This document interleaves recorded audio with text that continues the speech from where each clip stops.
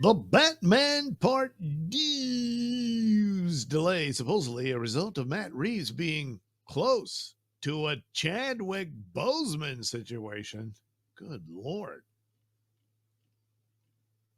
Much has been said about the Batman Part 2's continued delays, as we're sure you're aware. Social media scoopers and DC fan accounts alike have spent months hinting that work has been pushed back due to personal issues in filmmaker Matt Reeves' life. Well, I heard a little bit of this, but for the most part, and most of it was wondering whether or not the movie was going to be greenlit to be done at all or canceled or whatnot with all the troubles Warner Brothers has.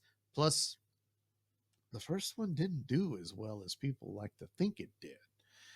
Now, the Penguin series was excellent and was very popular, and it probably saved Batman's hash. So the problem here is okay, why not be able to take advantage of that as soon as possible? Well, there's no script, so what's going on, And there were, little stories about, well, he's got some problems in his personal life. So what could it be? Hinting at some sort of health issue in an attempt to calm down fans frustrated with the delays seems in poor taste. And in many ways, it would surely be better to say nothing at all. That hasn't stopped Grace Randolph, no, of course not, from weighing in with this in a recent video. If you knew what Matt Reeves was dealing with, you'd leave him alone. I mean, it's not a Chadwick Boseman situation, but it's close. You should leave Matt Reeves alone in the way that you didn't. Regardless of whether it's Reeves or someone close to him who's allegedly unwell, the filmmaker does deserve some space and shouldn't be harassed by fans eager for the Batman sequel to be released. Well, I mean, a while back he was on a red carpet and the reporter asked him about it. I mean, is that uncalled for, And then there was the stories about perhaps merging the Pattinson Batman into the DCU. And James Gunn said, yeah, I thought about it, but, but the curious thing was Reeves' answer to it was, you would just have to figure out how that would work or how that would fit or something. And I thought, well, but since then, that doesn't seem like that's going to happen at all. So, some of the things I thought was that the Penguins' performance was so good that whatever ideas they had for the sequel probably changed to emphasize more Penguin. In fact, for a Batman sequel, just make the Penguin the main villain and go with that,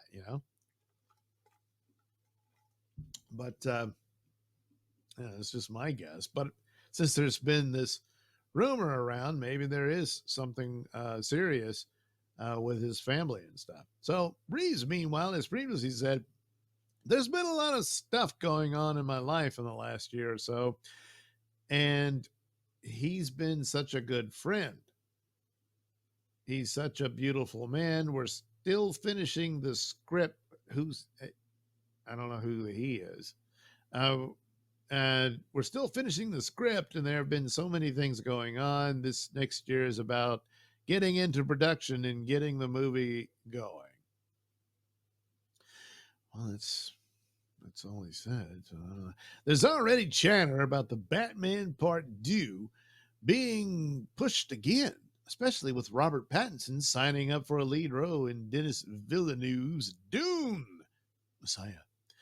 Doing the rounds to promote Mickey 17 last month, the actor acknowledged, I started out as a young Batman, and I'm going to be fucking old Batman by the sequel.